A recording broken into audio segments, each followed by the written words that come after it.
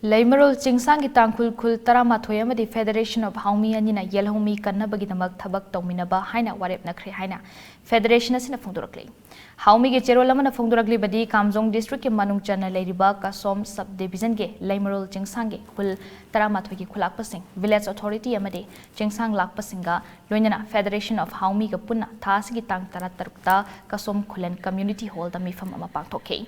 Mifam aduda Tangkhul Kabui Maring Paumai Thangalamade Maitei Furup Singe Luching Basingna Mayai Tangbal Lauda Sarukyake Pangthokiba mifam aduda Nong Makangdana Mapan Lamdage State Sida Thomjilakliba Mitop Singna Yelhomi Singe Chakthung amasung Laifam Matpada Natana Puwari Fauba Semdoktuna Makoi Kaki Puwari Masagatuna Makoi ge Maram Damni Haina Honarakliba Singa se Kupna Khanake Loinana Ningti na Khanaraba matung Yelhomi Singna amato oina punsinduna apunbagi pangalama sagatpa mathautai haiba wafam sing Fongdoknakhe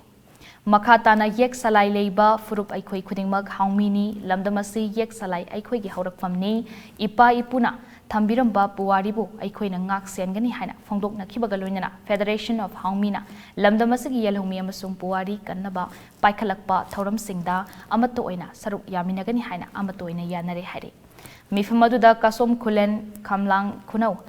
Mawai Kontak Sangpungram Khul Singi Khunja Singsu Sarukyake